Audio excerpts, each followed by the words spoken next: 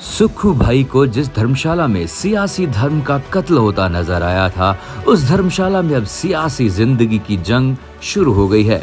सुधीर शर्मा, जिन पर खुद सूबे के सीएम सुखविंदर सिंह सुक्खू सरगना होने का तमगा लगा चुके हैं, वह सुधीर भी हाल फिलहाल नई सियासी जिंदगी की तलाश में खूब दौड़ रहे हैं। लेकिन सुधीर शर्मा को पॉलिटिकली हैंग टिल डेथ करने की जिम्मेदारी सीएम सुक्खू ने देवेंद्र जग्गी को टिकट देकर दे रखी है। ये जग्गी भी सियासी जगत के खुदा होने की दौड़ तो लगा रहे हैं, लेकिन हांफे हुए नजर आ रहे हैं। बीते दौर के कांग्रेसी और भाजपाई रह चुके राकेश चौधरी अभी सियासी चौधरचारी डटकर करने में कोई कसर बाकी नहीं रखे हुए हैं। अब हालात ऐसे हैं कि धर्मशाला बुरी तरह से फंसी हुई नजर आ रही है। वजह भी सियासी धर्म ही है। अब खुद देखिए, हाथ की उंगली पकड़कर जवान नजर सुधीर शर्मा ने कमल का फूल पकड़ लिया है, पर असल फूल को पालने पोसने वाली असली भाजपाइयों की फौज नए कमांडर की कमान में असहज नजर आ रही है। कई अधेड़ और 60 साल की उम्र की दहलीज पर बैठे भाजपाइयों को साफ नजर आ रहा है कि अगर सुधीर जीत गए तो उनके विधायक बनने के सपने सदा के लिए अधीर होकर रह जाएंगे। यानी सुधीर के लिए भगवा अब नया घर है और घर के सदस्य भी नए हैं।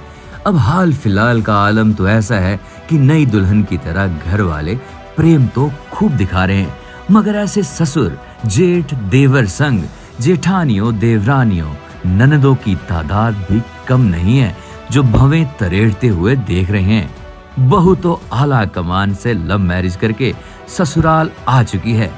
अब देखना ये है कि सियासत की बहू को कमरा मिलता है या नहीं। वहीं जग्गी के पास हाथ की टिकट तो पहुंच गई है, पर हाल फिलहाल वो जीत पर हाथ साफ कर पाएंगे, ये भी एक प्रश्न है। दरअसल जग्गी को टिकट के लिए भी कड़ी मशक्कत करनी पड़ी थी। सिर्फ सीएम सुक्खू का वर्द हस्त काम कर गया और कई बकाया कांग्रेसियों के हाथ खाली रह गए। अब बड़ा सियासी पंगा ये खड़ा हो गया है कि जिनके हाथ टिकट के मामले में खाली रह गए हैं, वे तमाम अनमने से बैठे हुए हैं। जग्गी के प्रचार प्रसार को वैसा बल नहीं मिल रहा जैसा बल उनको टिकट हासिल करने के लिए मिला था। ये अलग बात है कि सत्ता पक्ष का बल जो है वो जग्गी को पूरा हासिल है। अभी जमीनी बल पर ही वो पकड़ नहीं बन पाई है, जो बेहद जरूरी है। बचे राकेश चौधरी तो वह इन दोनों की कमजोरियों में अपनी ताकत तलाश रहे हैं।